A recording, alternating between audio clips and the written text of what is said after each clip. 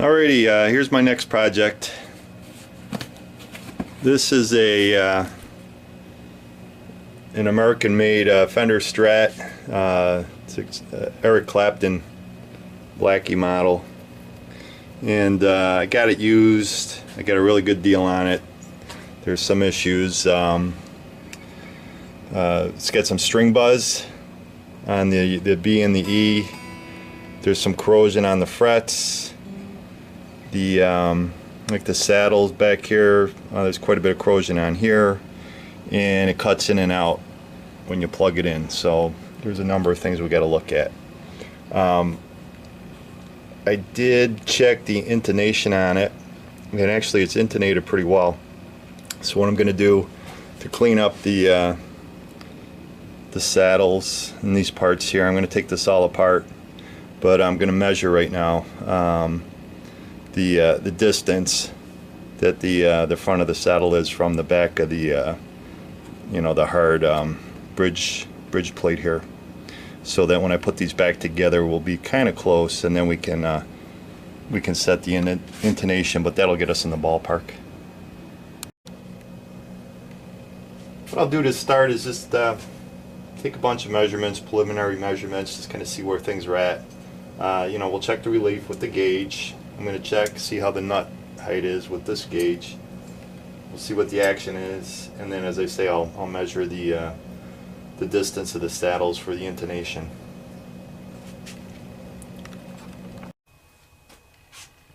Alright, well, I just finished measuring stuff, and initially this is how things look here. I wrote everything down. It's got about 10 thousandths relief, which is good, and the action's about 4/64 on at the 17th fret on both the bass and the treble E. So that's okay. The treble E could probably be a little lower, like just a half 64th. And the one bad thing I found was that the nut is almost cut opposite of the way you'd usually have it. The bass E is only 12 thousandths off the first fret, and then it actually gets progressively higher. A is 15 thousandths, D's 18 thousandths, and the treble E is all the way up to 21 thousandths. It should be the other way. Your bass E should be higher off the nut, and then it should slowly go down. So looks like what I'm going to end up doing is making a new nut for this when all is said and done. Before I bought the guitar, the one big thing you do want to check is make sure that your truss rod is working, and it does. Just as we move this, you can see the gauges going up and down on the relief, so we know that's working.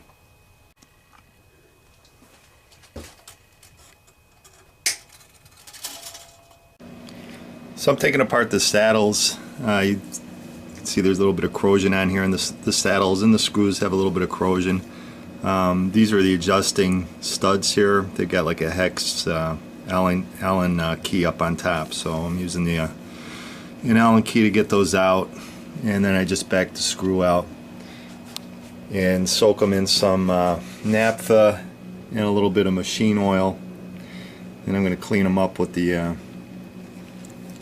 this brass brush, and then if there's still corrosion on here, I get this stuff called Never Dull.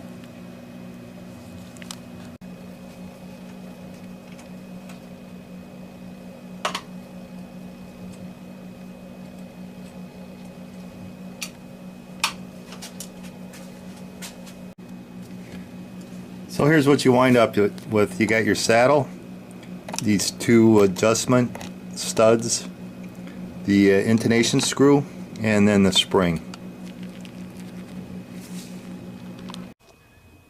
Okay, we got all the saddles off, and as you can see there's some minor corrosion on there, so I'm actually going to want to take the bridge off here and clean it up. But this particular guitar has been hardtailed. It doesn't have a tremolo on it, and this thing is these front screws here that usually allow the bridge a little bit, they let the bridge rotate a little bit if you have a tremolo in there. These are all down to the deck, so this is sitting right flat against the top of the guitar, and I'm not sure if that's just the Clapton model. And then I took the back cover off, and for sure, there's 5 springs in there, so plus a block. so there's no movement going on with that bridge. And those noiseless pickups are active, so there's a battery in. I'm going to change this battery. It expired December 2014, so we'll put a fresh battery in there. Well, because it had all 5 springs under here, there was a ton of tension here, and the claw, the thing that holds the springs on, was screwed all the way up front. So basically what I did, I just kind of backed it off with these 2 large Phillips screws here, and it took some tension off the screws, and then I'm actually able to get them off here with just just using my fingers here. Before, that would have been impossible, and they would have gone flying.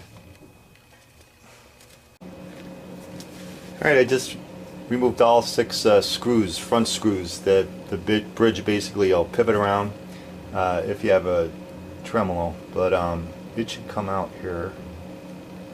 Yeah, it just lifts right out, and then it's attached. The block that the spring's attached to, these 3 screws hold that on. I probably won't take that apart. I'm just going to polish up to clean up the bridge.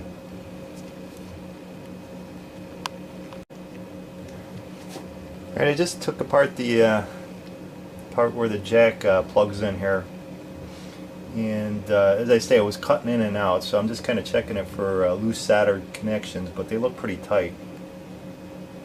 So what that's telling me is the contacts could just be a little bit dirty, so I'm going to just take I got some fine 320 sandpaper here,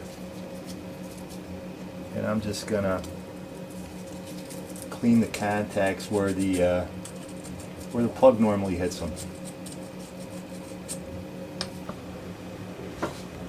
Alright, got those contacts cleaned up.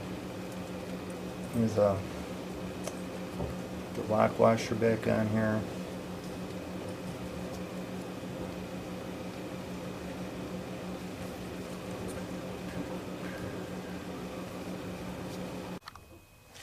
Alright, since I'm going to be replacing the nut, I took it out, and basically there's the nut sits down in a channel in a Strat here, so you got to be kind of careful that you don't bust the wood.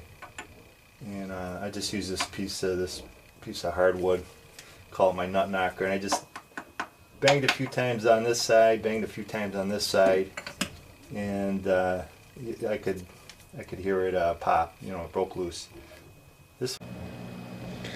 All right, as you can see on the guitar here, this needs a little bit of fretwork, little leveling here and dressing to get these notches off off some of the frets. Actually goes up the board pretty good. So anyway, I've got the guitar. I put it in that Erlewine neck jig, and what that does is it allows the neck to be perfectly straight, and it maintains the straightness as you're sanding the frets, so that you get a really nice fret job.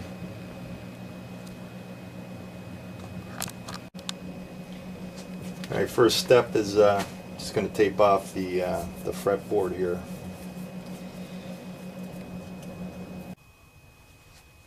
Okay, we're going to dress the frets here. I've got everything all taped up, and I've got a machine beam here.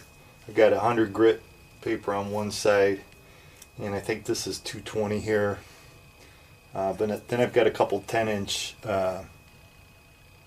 radius wooden blocks, which matches the radius of the Strat here. So I think what I'm going to do is hit it with 100 to get these deep scratches out, and then I'll immediately go to the radius blocks. And I've got 120 on the radius blocks. So what we got to do is just, first step is just to glue all the top of the fret so we can see what we're doing here. Alright, I got them all glued. Now I'm going to use the sanding beam here and just stay in plane with the fretboard here.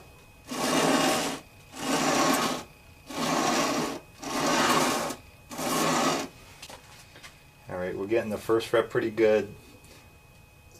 The second's just about done, but these are pretty deep notches in here. So I'm going to keep going until I get all the notches out of the second fret here. That seems to be about the deepest. Alright, this is what we got so far after the initial 100 grit here. You can see the blue's gone. Here's the second fret. Can you see it's still got the divot here, but it's not horrible. I'll be able to take the rest of that off with the 120 paper. And then everything else has been touched, but as we get back here to the extension, we haven't touched these because there's fall away. So what we'll do, I do want to hit these because they were pretty crowed up on top, but I don't have to be as aggressive. I'm going to use that sanding beam, but I've got the 220 on the other side of the sanding beam, and I'll put some paper on there so that it gives us the fall away here. Okay, I got my beam and I wrapped some craft paper around here a few times just to give it some height at the end down here. That'll bring it up a little bit more so that we concentrate mostly on the fretboard extension here.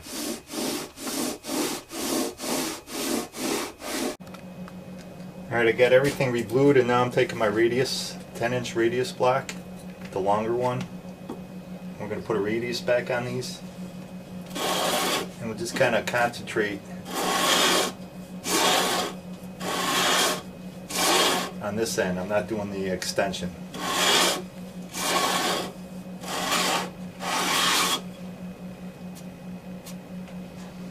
Alright, that's good. And now I'm just going to take my small block back here and just make sure we got a radius.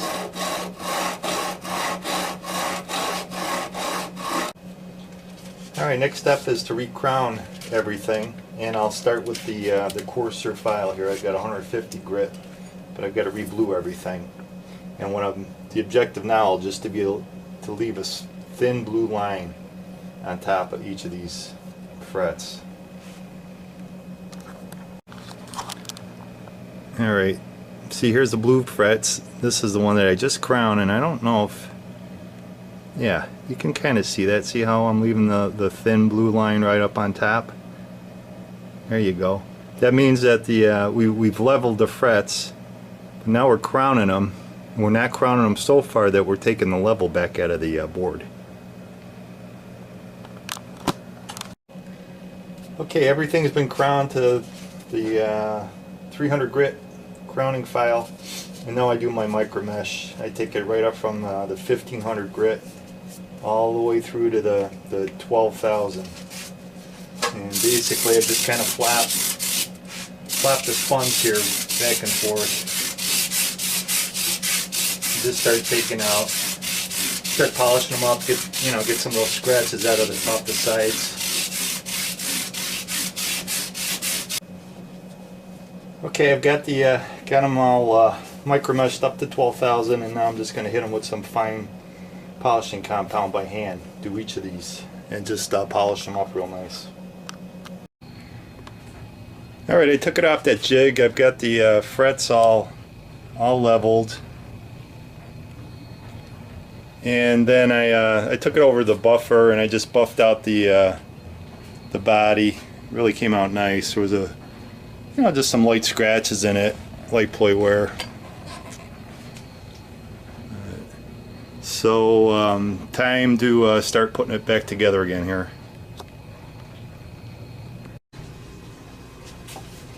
Alright, first thing I'll do is put the bridge back on here.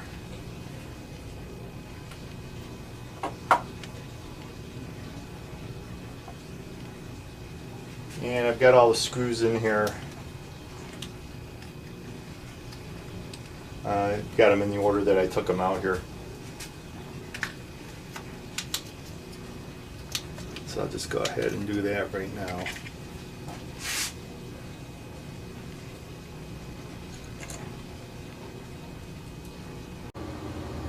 Okay, I flipped it over. I got the screws on the bridge, but they're loose. If I put them in too tight, it'll pull it all the way to the back position, and the strings will be super high. And this is hard-tailed, so that it had that piece of wood in here, so I'm going to pop that in. And now what we'll do is we'll put all 5 strings in, and then we'll screw this back in to give it even more tension like it was originally. Alright, we'll put the strings back, or springs back in. I'll start with the center here. And then I just use this little screwdriver to kind of help pull it back here. And drop it in the hole. Alright, originally these screws here that hold the claw were up further. We loosened them. I brought them back so they wouldn't be as hard to get the springs out. But I'll bring it back to about the original position here.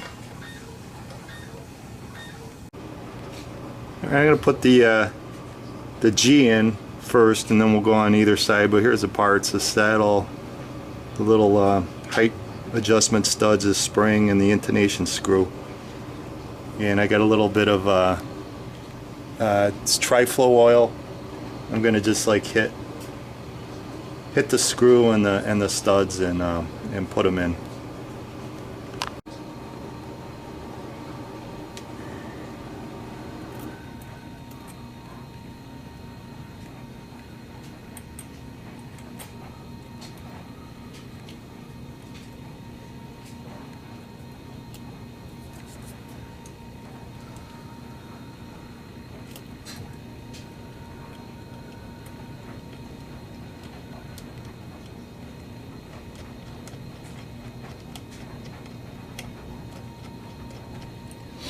Alright, let me look at the intonation numbers, so we'll put this about where it was.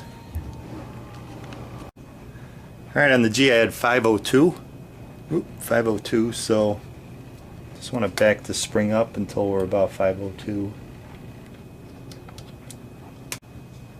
Well, there we go. They're all back in and just about where I think they're going to need to be. They look good. Looks much better. So next thing we got to do is put the nut in, and I did get a new bone nut. Here's the old one. But even before I do that, while I've got the tri-flow oil out, here we'll just should be a hole on the back of the tuners here. Yep, a little hole on the back of these tuners. And I'm just gonna put a drop of the tri-flow oil in each hole here. Okay, I've kind of got the new nut here. It's been roughed in a little bit. I've got a 10-inch radius on the bottom, and I put a 10-inch radius on the top. And I just kind of rounded the edges as well. Now, I think it's a little tight. It'll go in, but it is kind of tight. Here's the old one. Yeah, the old one's not near as tight. It's a good fit. So I'm just going to take it over to the sanding table here. Just take off a very, very small amount.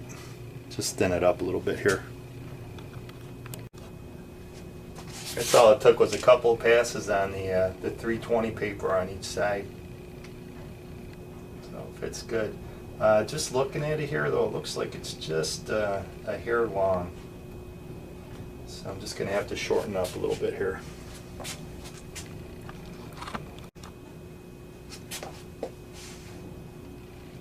Okay, I think it's a pretty good fit. Maybe just a little bit more. So right now what I'll do is I'll match up the 2 E strings on here, and then we'll use that spring spacing guide that I've got, and we'll put the rest of the lines in.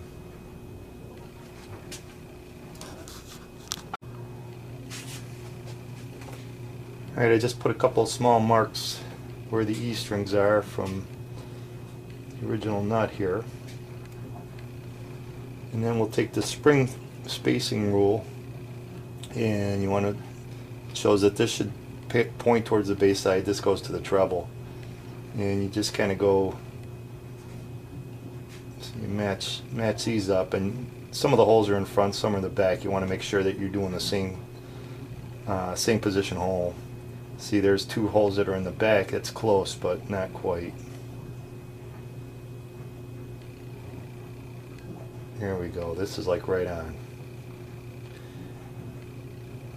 Okay, and what we can do, just hold it right here. And just make a mark with the pencil.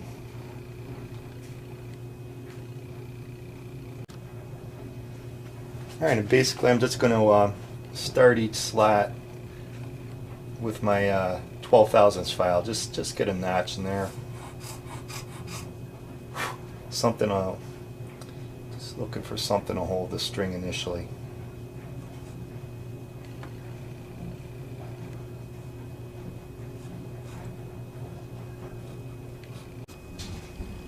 Alright, I'm going to string it up so I can start cutting that nut. I'm going to use GHS nickel rockers. They're the Eric Johnson custom strings.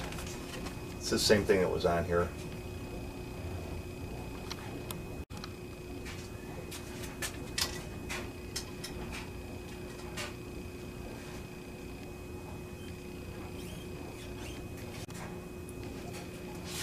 Alright, I got all the strings in, and when I put these in the post, the way I do it, I just take it about like a post and a half past the one that it's going into and cut it there.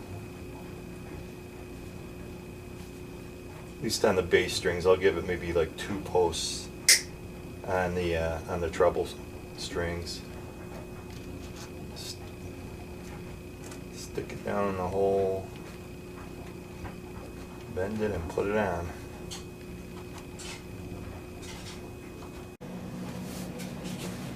Like I say, for the E, A, D, and G, I'll take this string by about a post and a half. Then on the B, I went 2 posts. So basically, here's E. Alright, so just kind of mark it, take it back 1 post, mark it again, and take it back 2. And then cut it.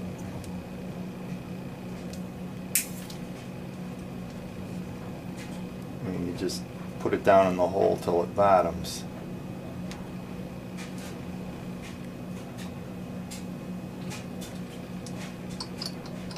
And just wind it in. And you get more wraps then on the B and the E. And just make sure it goes under the string tree once you start getting it down here.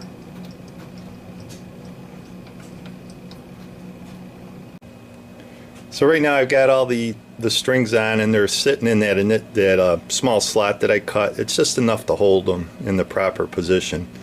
And before I cut the nut slot, I'm going to adjust the saddles and just get the right height, string action height here. And the intonation, as you know, we kind of set that before. That should be close, but we'll double check that once it's all back together. To get the string heights and kind of see where we want to cut the nut slots, I use this book, Guitar Player Repair Guide. I think it's Dan Erlewine, and this is pretty good. He's got stuff from the factory and different guitars. I think I get this marked. That's Martin. Let's see here. Here we go. Here's Fender. See, Fender factory specs for Fender setups, and they've got like the American, the Ultra, the Beck, Burton, Malmsteen. Here's Clapton right here, the one we've got. They get your pickup height. Here's your string height, 3/64 to 4/64. They get your relief, 800 thousandths to 100 thousandths, or 10 thousandths, I'm sorry. And then nut action 20 thousandths, plus or not plus or minus, just -2. So we'll set the height. I don't like to do them all at 20. I like them to go progressively lower as it goes across the nut. So we'll set the base C at 20 and then progressively take it down. And typically my My treble E will be somewhere around 10, 12 thousandths. So we'll work from 20 on down to about 10 or 12.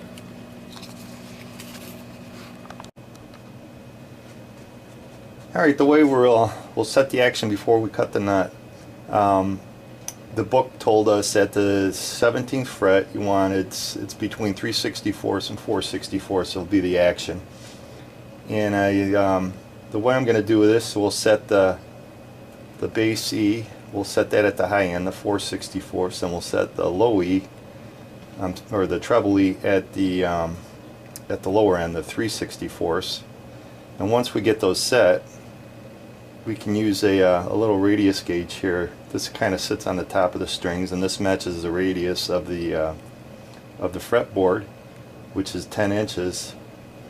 And we'll just set it on the back here on the 2 E strings, and then slowly raise the strings, each string, until it hits the bottom of this gauge, and then we'll have perfect action, because the radius back here on these saddles will match the radius of the fretboard and the frets.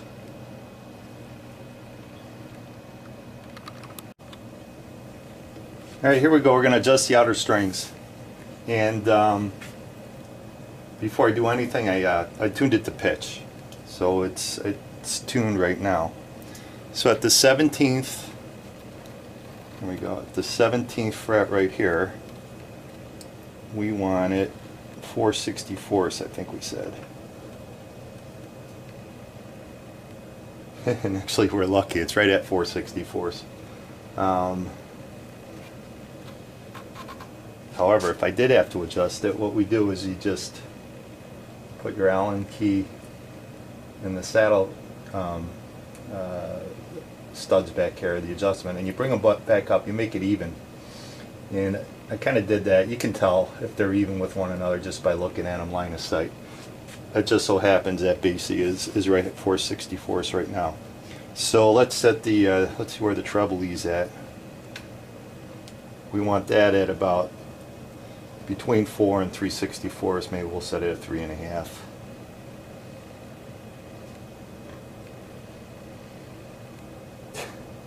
Well, we don't have to adjust that one either. It's at no, maybe you can come down. Right now it's at 4. So we can bring it down just a hair. So I'm going to go ahead and do that and just lower it by turning those studs. All right, so I've got the treble E is just a little below that 4/64. You know, it might be around 3.5. And then what we do, this is the 10-inch radius gauge. You can sit right up on top of the strings here, or you can it might be kind of tough, put it underneath. I'm going to do it on top. Sits on top of the strings here, and then you bring each of the other strings up till it touches here. And obviously you got to make sure that these were low enough that they weren't interfering between the two, but right now it's sitting on the 2 E strings. So I'll just work my way right up and just adjust each string until it touches the guide here. Here's a neat tip. As you get older and your eyesight improves like mine has, well, actually it's tough to really tell when the strings are starting to touch here, so I just take a piece of paper now. Here's the treble E. See, we know it's touching there because the paper won't go under. Now I'm working on adjusting the B string here, and see that just slides right under. So even though when I was looking at it by eye I thought it was pretty much touching, it's not. So I just got to keep raising this a little bit, and as you get closer, 1/4 of a turn brings it up a pretty fair amount here. Okay, there we go. Looks good. They're all at this 10-inch radius. So now we can go down to the other end and start cutting the nut slot. Alright, we're going to start cutting the nut here. Now this is a look at it from the side, and you can see here's the first fret here. The strings are very high. I mean, the first one we only got to be 20 thousandths off the fret there, and I I measured it with the gauge, and it's like 100 thousandths, so that's a ton of material to take off. So instead of just starting to cut, you know, what I do is I start cutting, and then I use this gauge to see where we're at. We've got so much material to take off. I'm going to use some feeler gauges, put it under here, and make it maybe an extra 30 thousandths higher than the first fret. Get down there till I hit that 30th thousandths mark, and then start using the gauge. So the way we do that, here's I use this caliper here to measure the height of the first fret, and it was very consistent. I went from both ends and the middle, and I got 33 thousandths right across. So what we'll do is we'll throw another 30 thousandths on that. That'll give us 63 thousandths, right? And I'll take some of these feeler gauges. I'll get around a 63 thousandths and set them underneath the strings, and just use my files until I start hitting the gauges. All right, so what do we have? 63 thousandths. I'm gonna use the 30 and the 34 gauge here, so we'll be at 64 thousandths. So basically, like I say, you just put them underneath the strings here, and you file down until we start hitting these gauges. I'm gonna try something here. All right, this helps. I just put some rubber bands on here to help hold it.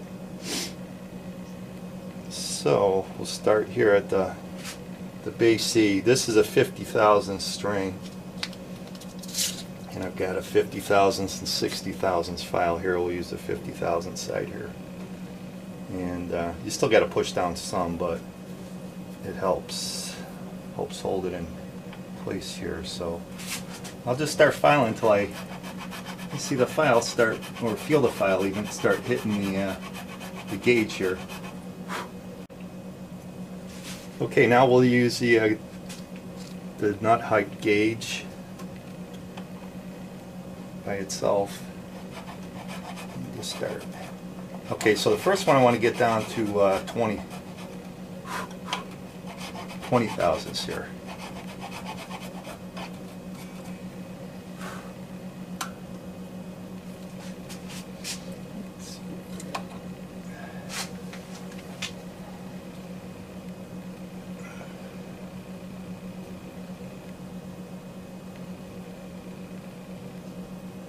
20, 30, 40. Right now I'm about 45 thousandths. So I still left myself plenty of material. Even with those feeler gauges, I could have probably gone a little less. Okay, I got the nut filed down. We started at 20 and we ended up at 14. So what I'm going to do now is file the nut, because these strings are so deep in the nut. We want the upper strings here, like the bass strings, being about half out of the nut. Now down here they're way deep in the nut, so I'm going to take quite a bit off here, then take the nut off and just final sand it and polish it up here. Okay, I'm going to take the nut out and finish it. I got it filed down about as good as I can get it while it's still on the guitar. They say I don't want to ruin these strings.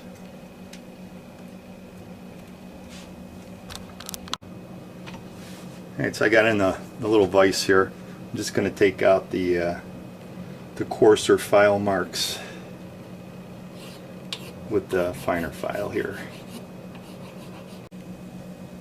Alright, I got these different grades of polishing paper. There's 6 different papers, and just going to polish it up. Alright, here's the nut. Came out real nice and shiny. Looks like polished jewel almost. So now we're going to pop it in and then tune up the guitar and recheck it. And as I say, I'm just going to use some medium super glue, a couple little drops here. That's all, just enough to keep it in place.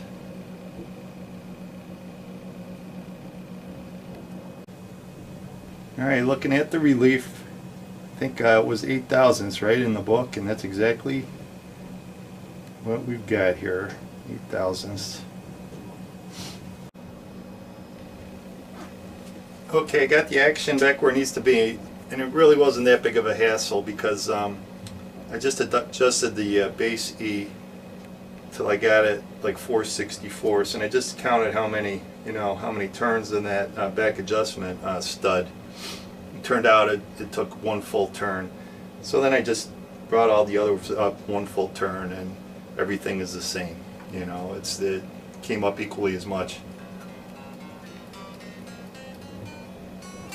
Okay, got to be tuned again, and then I'll put the back plate on, and I'll go upstairs and we'll try it out on through the amp. See if it's cutting out anymore or not. Okay, got it upstairs here, and I've got a Peterson strobe tuner here. So we're going to tune it up here.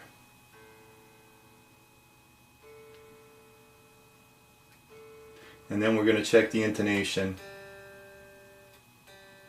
So there's the tuner. And what you want to do, let's see, we're going to hit the low E. So we got that tuned well. And then I just lightly hit it, the 12th fret. I do fret it the whole way. I don't do the harmonic. There it is. That looks good. So the E's good. Let's check the A.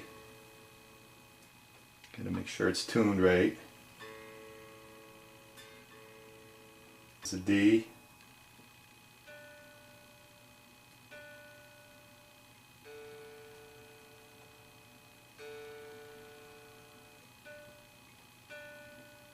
It's a little sharp.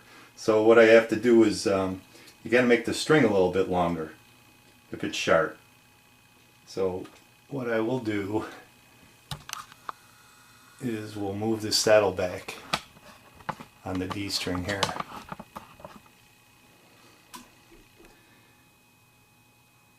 Alright, we got to make the string a little longer.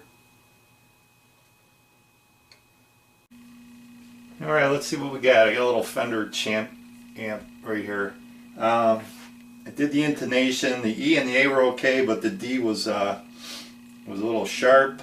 The G was a little sharp, and then the B and E were actually flat. So just a little net, that measuring those saddles did get us in the ballpark, so there wasn't an awful lot of adjustment.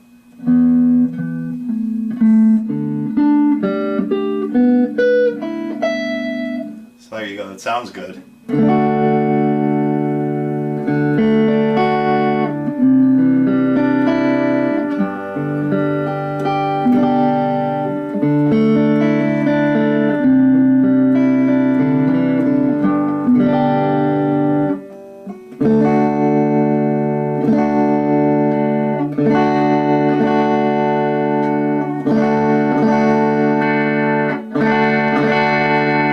Five-way switch, all 5 positions are working.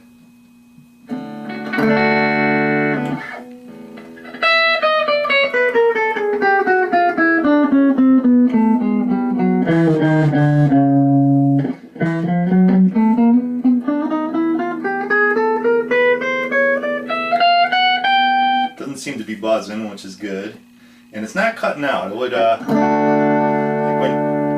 I used to just move it. I mean, you had to keep it just still on your lap, otherwise it cut out. So, not cutting out anymore. So it must have been just at that jack. Remember, we used the sandpaper on the jack. It must have just been bad connections back there. Okay, and the last thing to check, we got the exactive pickups, and on the Clapton model, the middle tone. As you turn it, hear that? It got louder. It's so you can do leads. At 5, if you go over 5, it gets louder, so you can click in your lead here. So anyway, it all seems to be working. Action is good. There's no buzzing.